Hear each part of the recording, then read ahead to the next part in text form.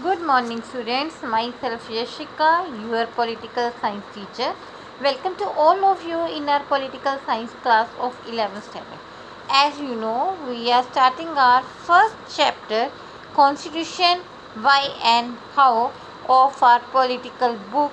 And today we are going to start the topic Constitution. तो constitution क्या है?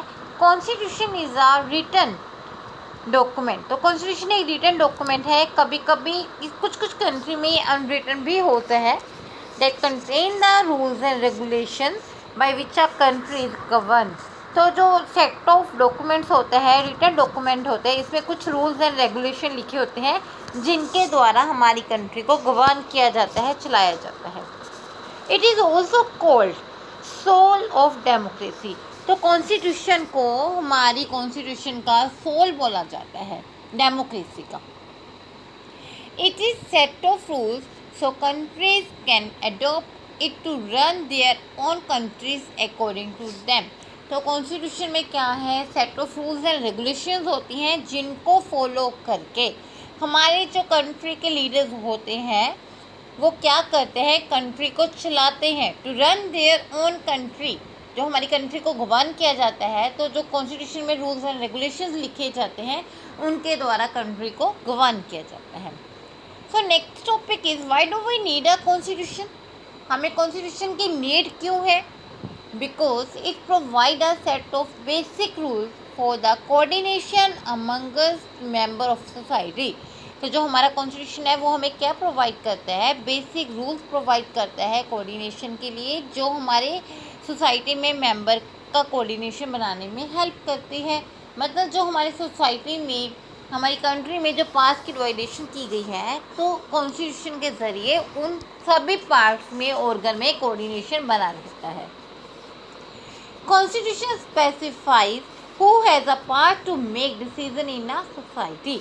तो कॉन्स्टिट्यूशन में क्या लिखा गया है कि जो हमारे लीडर हैं, जो एक्चुअल में पॉलिटिकल पावर यूज़ करते हैं, जो डिसीज़न मेकर होते हैं, उनके लिए लिखा गया है कि उन्होंने अपनी पास को कैसे यूज़ करना है। Who has a power to make decision, और वो पावर यूज़ करने का हक कौन, किसके पास है। A constitution is to set some limit on the power of government. तो जो कॉन्स्टिट्यूशन में ये चीज़ भी मेंशन की गई है कि अगर वो पावर देता है रिप्रेजेंटेटिव को, लीडर को, बट इनके साथ साथ वो गवर्नमेंट के ऊपर कुछ लिमिट भी लगाता है, जिसके कारण can impose on it's citizen and government में never violet.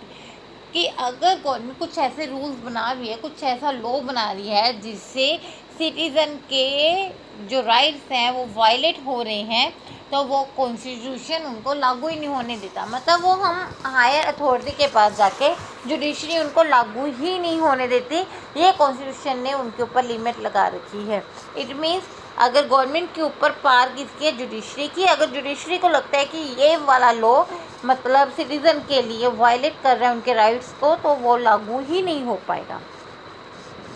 A constitution provide that the government to fulfill the aspiration। तो कॉन्स्टिट्यूशन में ये भी बताया गया है कि जो गवर्नमेंट होती है उनको अपने जो सिटीज़न है, अपनी सोसाइटी के जो लोग हैं, उनके एस्पिरेशंस को पूरा करना चाहिए और ऐसी कंडीशंस को क्रिएट करना चाहिए जो सोसाइटी के लिए जस्टिफाई हो, जस्टेबल हो। It also contribute for the development of country. तो जो कॉन्स्टिट्यूशन है इसमें ऐसे सारे जो लिखी गई हैं बातें जो कंट्री की डेवलपमेंट के लिए ज़रूरी हैं, क्योंकि हमारे जो लीडर हैं उनको ही फॉलो करते हैं ना, उन्हीं रूल्स एंड रेगुलेशन को फॉलो करते हैं।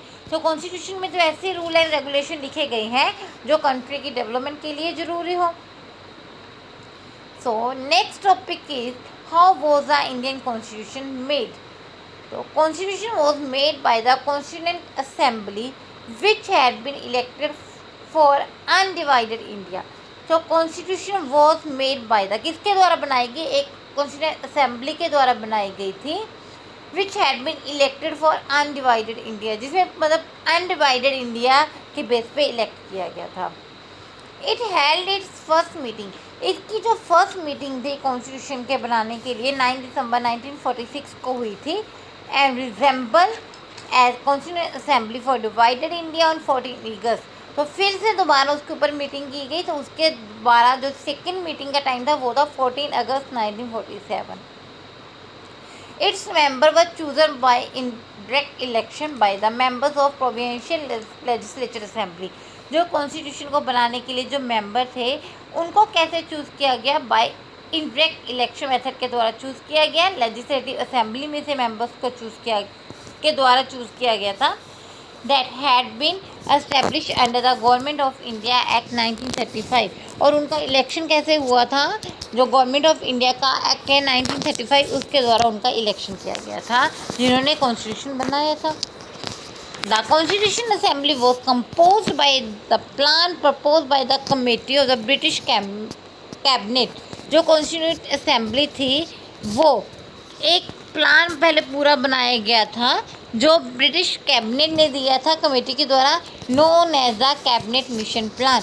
तो उस प्लान को हम क्या कहते हैं? कैबिनेट मिशन प्लान कहते हैं, क्योंकि वो ब्रिटिश कैबिनेट के द्वारा बनाया गया था। अकॉर्डिंग टू दिस प्लान, उस प्लान में क्या लिखा गया था कि each province and each princely state were allotted seat proportional to their population. उन्होंने कहा था कि जो प्रोविंसेस है जो ब्रिटिश डिपार्टमेंट के अंदर आती है, और प्रिंसली स्टेट जहाँ पे मतलब किंग्स रूल चलता है, रूलर का रूल चलता है, तो वहाँ पे जो सीट की अलॉटमेंट की गई थी उनके पॉपुलेशन को देख के की गई थी। 1/10 लाख की रेशियो का उन्होंने प्रोपोर्शनल बनाया था। As a result the provinces that were under direct British rule, जो प्रोविंसेस थे वो ब्रिटिश रूल के अंडर थी, जिसमें 292 मेंबर्स इलेक्ट किए गए थे, और जो प्रिंसली स्टेट थी उसमें 93 सीट्स रखी गई थी। The seats in each provinces were distributed among the 3 main communities. तो जो सीट थी हर एक प्रोविंस में तो मेजर 3 कम्युनिटी में डिवाइड की गई थी, Muslim, Sikh and general. Members of each community in the province legislative assembly elected their own representative. तो जो हर एक कम्युनिटी थी, मेंबर ऑफ ईच कम्युनिटी की थे, उन्होंने अपने जो मेंबर थे, रिप्रेजेंटेटिव थे, वो चूज़ किए थे। कैसे? By the proportional representational system, मतलब पीयर सिस्टम को उन्होंने फॉलो करके सिंगल ट्रांसफरेबल वोट के ज़रिए उन्होंने अपने मेंबर को चूज़ किया था। The representative of princely state were to nominated by the head of princely state. तो जो प्रिंसली स्टेट के रिप्रेजेंटेटिव थे उनको प्रिंसली स्टेट के जो हेड थे उनके द्वारा नॉमिनेट किया गया था। So I hope student you understand the meaning of constitution and need of constitution and how was the Indian constitution made. If you any doubt regarding this, so please discuss me in a live class. Thank you and have a nice day.